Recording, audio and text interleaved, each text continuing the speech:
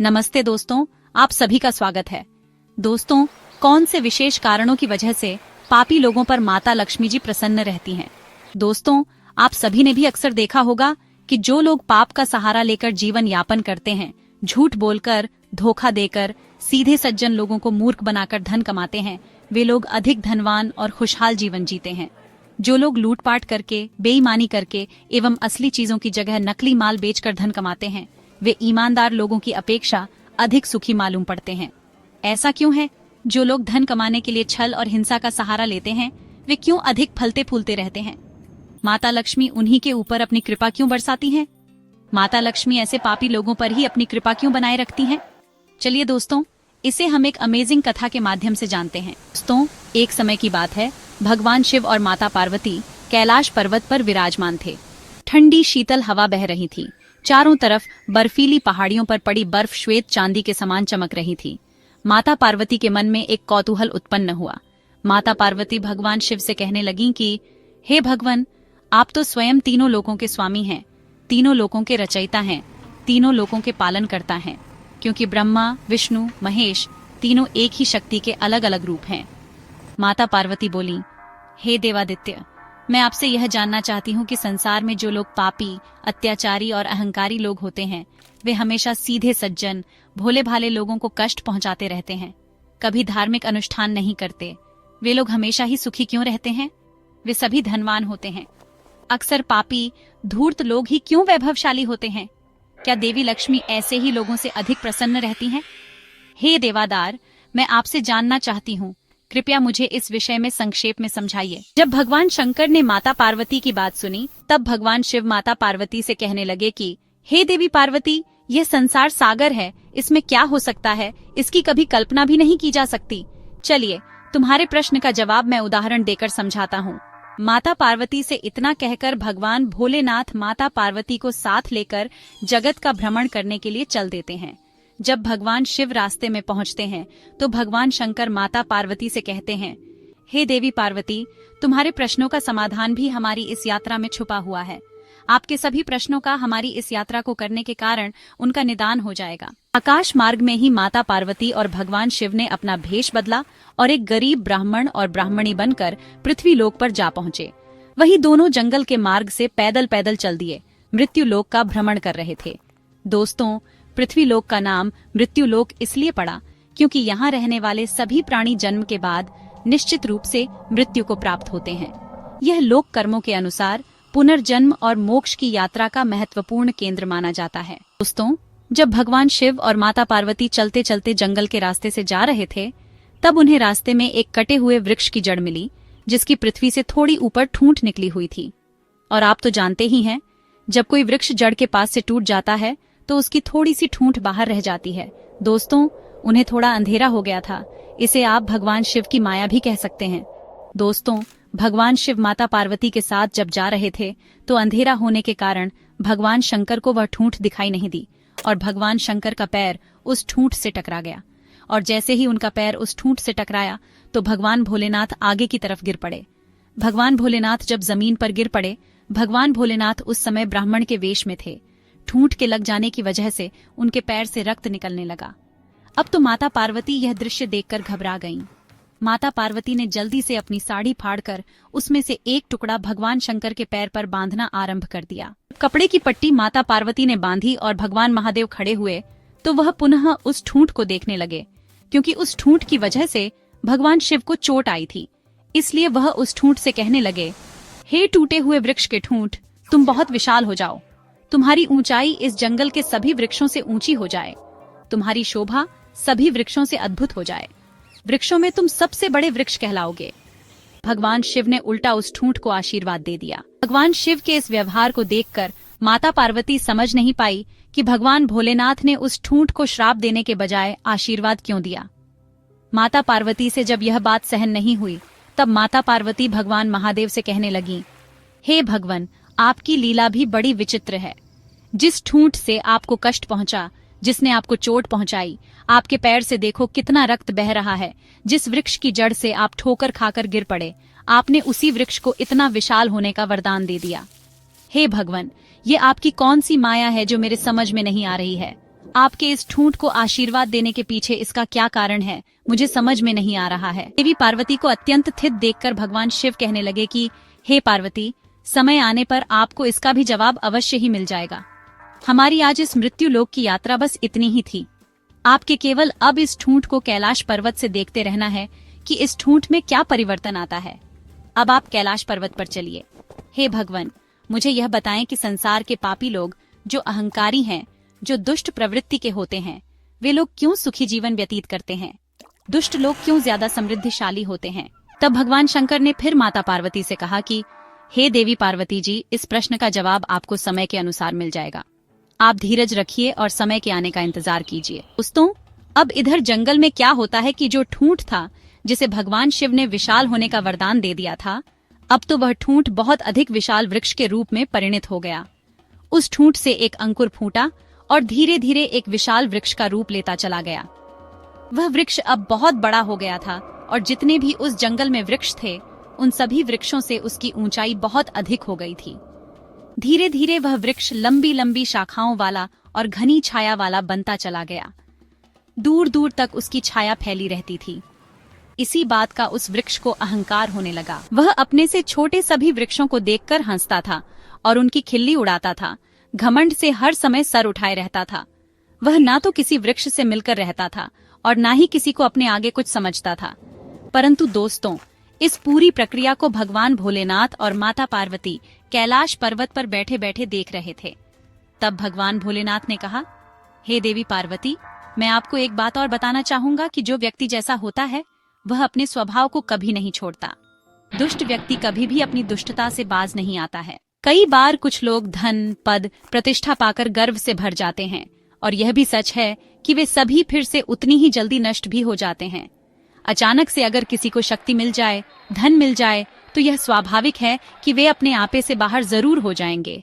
कुछ मनुष्य ही ऐसे होते हैं जिन्हें धन, पद से अभिमान नहीं होता है। दोस्तों, उस वृक्ष के विशाल होने के बाद अनेक प्रकार के पक्षी उस वृक्ष की लंबी लंबी शाखाओं पर बसेरा करना चाहते थे, लेकिन वह वृक्ष इतना घमंडी हो गया था कि जो पक्षी उसकी शाखाओं पर बसेरा करने के लिए आते थे, उन्हें वह अपनी शाखाओं से डराकर भगाने की कोशिश करता था। वह यह सोचता था कि ये पक्षी तो उसकी सारी सुंदरता नष्ट कर देंगे, मेरे ऊपर घोंसला बनाएंगे, दिन रात मेरे ऊपर छी करेंगे, इनके रहने से मैं दूषित हो जाऊंगा।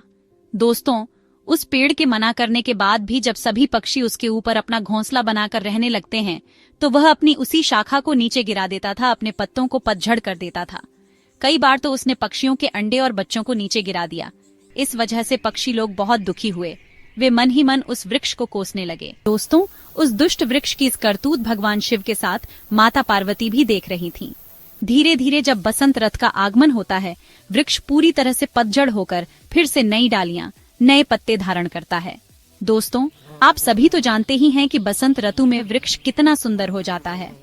अब वह वृक्ष अपने आप को देख देख कर उसका गर्व 7वें आसमान पर पहुंच गया था, क्योंकि पूरे वन में उस वृक्ष से सुंदर कोई वृक्ष नहीं लग रहा था, क्योंकि उसको विशाल होने का वरदान स्वयं महादेव ने ही तो दिया था। दोस्तों, एक दिन की बात है, बहुत तेज से एक भयंकर तूफान आता है।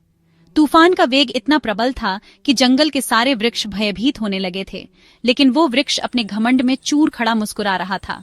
उससे छोटे जितने भी वृक्ष थे, वे तो बेचारे मिलजुल कर इकट्ठे रहते थे और वह उस जंगल में अकेला खड़ा था। उसे अपने विशाल होने पर बड़ा घमंड था। उसका बड़ा आकार होना ही उसके लिए मुसीबत बन गया था। उस तेज तूफान से वह स्वयं को बचाने में असमर्थ हो गया। दोस्तों, उस तेज आंधी ने उस वृक्ष को जड़ सहित पृथ्वी से उखाड़कर फेंक दिया और कम से कम 100 क्विंटल मिट्टी उसकी जड़ों से लिपटकर ऊपर आ गई। दोस्तों, वह पूरा वृक्ष जमीन से करीब 5 फीट गड्ढा खोदता हुआ पृथ्वी पर गिर पड़ा।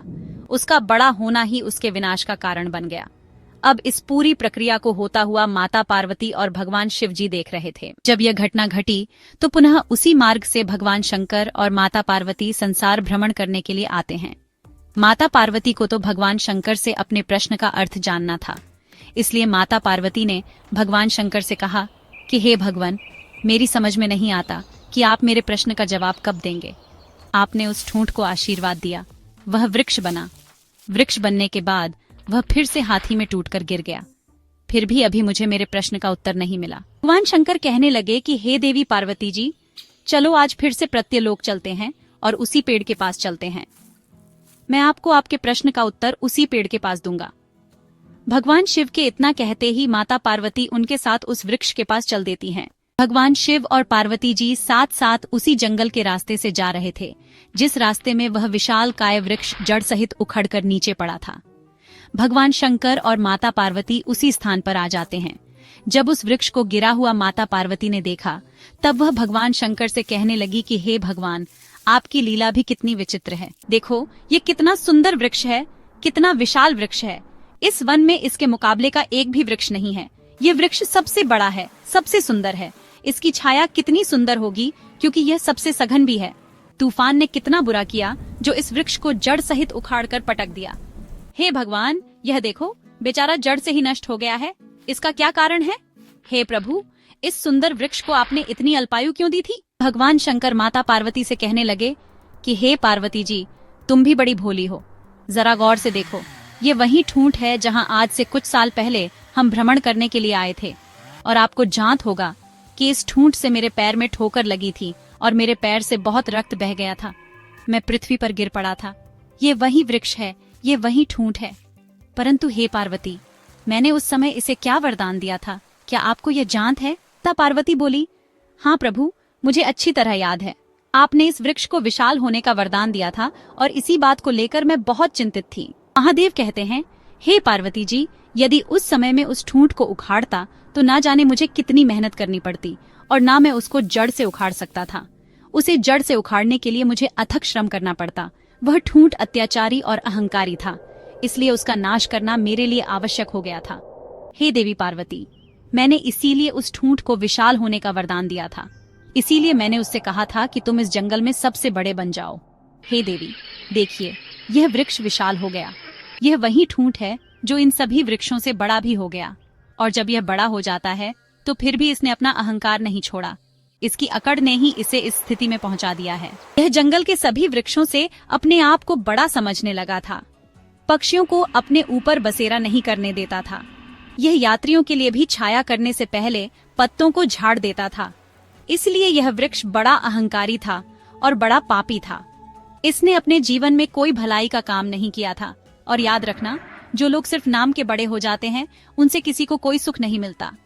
उनका जीवन लोहार की उस ध्वनि की तरह हो जाता है जो सांस तो लेती है, पर उसमें जीवन का कोई अंश नहीं होता। जो लोग उस वृक्ष के स्वभाव के होते हैं, जो सिर्फ अपना पेट भरने में लगे रहते हैं, जो औरों को नीचा दिखाने का काम करते हैं, घमंड के कारण किसी को कुछ नहीं समझते हैं, वे अपने आप को ही देखते हैं, अपने ही शरीर से प्रेम करते हैं। जिनके अंदर अकड़ होती है, ऐसे लोगों को उनका ही अहंकार मार देता है। ऐसे लोग अपने उसी विशेषता के कारण मारे जाते हैं। कोई इस तरह के स्वभाव वाला व्यक्ति बहुत बड़ा धनवान है तो अधिक धन ही उसे मृत्यु के मुख में पहुंचा देता है। लक्ष्मी भी ऐसे लोगों के पास अधिकतर इसीलिए रहती ताकि उनका सर्वनाश कर सके। आपने देखा होगा कि अधिक धन होने से मनुष्य में कई दोष आ जाते हैं। चींटा जब मरने वाला होता है तो उसके शरीर में पंख उगाते हैं। जमीन पर रेंगने वाला चींटा भी आकाश में उड़ने लगता है। वह उड़ान उसको विनाश की ओर ले जाती है। कहते हैं, बड़ा होना तो सरल है, पर बड़ा बनकर जीना बहुत कठिन है। भगवान शिव बोले, हे देवी, यह वृक्ष जब ठूंठ के रूप में था तब भी इसमें अकड़ थी। मुझे देखकर भी यह झुका नहीं। जो छोटी सोच वाले लोग होते हैं, उनमें बड़ा होने पर इसी तरह अकड़ आ जाती है। वे अपने से बड़े लोगों का सम्मान करना भूल जाते हैं। उनके अंदर में नम्रता का भाव नहीं रहता। और याद रखना, जो झुकता नहीं है वह किसी को झुका नहीं सकता। अकड़ के साथ जो जीता है वह थोड़े समय तक ही जी पाता है। इसे मैं एक और उदाहरण से समझाता हूँ। हे देवी, जिस तरह मुंह के अंदर जीभ और दांत होते हैं, जीभ जब मनुष्य पैदा होता है तब भी होती है और मरता है तब भी होती है, और दांत जन्म होने के काफी दिन बाद आते हैं और मरने से काफी समय पहले उखड़ भी जाते हैं। दोनों में इतना ही फर्क है कि जीभ के अंदर नम्रता का भाव होता है, वह झुकना जानती है, इसलिए उसकी आयु लंबी होती है, और दांतों के अंदर अकड़ रहती है, इसीलिए वे बाद में आकर भी पहले चले जाते हैं। इसी तरह जिन मनुष्यों में अकड़ होती है उनका जीवन भी अतिशीघ्र नष्ट हो जाता है। लेकिन जिस समय मैं उन्हें मौका देता हूँ धर्म पर चलने का, उस समय यदि वह नहीं सुधरे, उनमें सुधार नहीं हुआ, तो हे देवी पार्वती, जैसे इस वृक्ष का जड़ सहित नाश हो गया, ऐसे ही उन सभी पापी मनुष्यों का भी मैं जड़ सहित विनाश कर देता हूँ। दोस्तों, अब माता पार्वती की समझ में भगवान शंकर का दिया हुआ उपदेश समझ में आ गया था। माता पार्वती कहने लगी, हे भगवान, आप तो तीनों लोकों के स्वामी हैं, आप धन्य हैं प्रभु, आपकी माया धन्य है। हम तो आपकी इस माया को समझ ही नहीं पाए। आपने मुझे इस पेड़ के माध्यम से अपनी माया समझाया। आपका धन्यवाद प्रभु। तो दोस्तों, भगवान शंकर ने माता पार्वती को बताया कि किस तरह से मनुष्य अंत में समूल नाश को प्राप्त होते हैं। रावण का नाम भी आपने सुना होगा। रावण कितना बड़ा योद्धा था, विश्व विजेता हो गया था। उसने तीनों लोकों को जीत लिया था, परंतु वह रावण भी लंबे समय तक नहीं जी पाया और एक दिन मृत्यु को प्राप्त हो गया। कहते हैं उस रावण के कुल में मंदोदरी को छोड़कर कोई रोने वाला भी नहीं बचा था। अहंकार में भरे हुए हैं। वह अपने अहंकार के सामने सभी व्यक्ति को तुच्छ समझते हैं, उसे नुकसान पहुंचाते हैं, किसी का दिल दुखाते हैं या किसी को कोई हानि पहुंचाते हैं। जो अत्याचार करते हैं, पापों से बिल्कुल भी नहीं डरते। अपना काम सीधा करने के लिए वे दूसरों का नुकसान भी करते हैं। वह इन्हीं मनुष्य की श्रेणी में आते हैं। वह कुछ समय के लिए सुखी तो रह सकते हैं, परंतु दीर्घ काल तक नहीं रह सकते। उनका उस वृक्ष के समान ही नाश हो जाता है। भगवान शंकर की बात सुनकर सभी देवता विस्मित हो गए। उन्होंने कभी सोचा नहीं था कि ऐसा भी हो सकता है। भगवान शंकर ने कहा, समय आ गया है कि हम सब मिलकर इस समस्या का समाधान निकालें। सभी देवता एक साथ बोले, हम आपके साथ हैं प्रभु। भगवान शंकर ने मुस्कुराते हुए कहा, तब चलिए हम सब मिलकर इस कार्य को पूरा करते हैं। सभी देवताओं ने एकजुट होकर भगवान शंकर का अनुसरण किया। इस प्रकार उन्होंने मिलकर उस समस्या का समाधान निकालने की ठान ली। ठीक उसी तरीके से उन पापी मनुष्यों का भी अपने आप विनाश हो जाता है। भगवान शंकर कहने लगे, हे देवी, जो भगवान के भक्त होते हैं, जो अपने धर्म पर चलते हैं और धार्मिक नियमों के अनुसार अपना जीवन यापन करते हैं, जो किसी को दुखी नहीं करते, दूसरे के दुख से दुखी नहीं होते हैं, उन मनुष्यों का, उन प्राणियों का तो मैं हमेशा ख्याल रखता हूँ। जैसे देखिए, इस जंगल में अन्य वृक्ष भी हैं जो मिलकर रहते हैं। तूफान का वेग उनका कुछ नहीं बिगाड़ सका। दोस्तों, भगवान शंकर की बात सुनकर माता पार्वती बड़ी प्रसन्न होती है और भगवान शंकर से कहने लगती हैं, हे प्रभु, अब मेरे अच्छी तरह समझ में आ गया है कि पापी लोगों के घर में देवी लक्ष्मी क्यों नहीं रहती हैं। आपकी माया को कोई पार नहीं पा सकता। दोस्तों, इस प्रकार माता पार्वती के प्रसन्न का उत्तर देकर भगवान शिव कैलाश पर्वत पर लौट जाते हैं। आशा करती हूँ दोस्तों, आपको इस अमेजिंग कहानी से नई सीख मिली होगी। अगर आपको इस वीडियो में कुछ भी इंटरेस्टिंग लगा है तो इस वीडियो को लाइक कीजिए, चैनल को सब्सक्राइब कीजिए और इस वीडियो के कमेंट में हर हर महादेव कमेंट करना ना भूलें। मिलते हैं अगले अमेजिंग वीडियो में। तब तक के लिए आप सभी लोगों का धन्यवाद।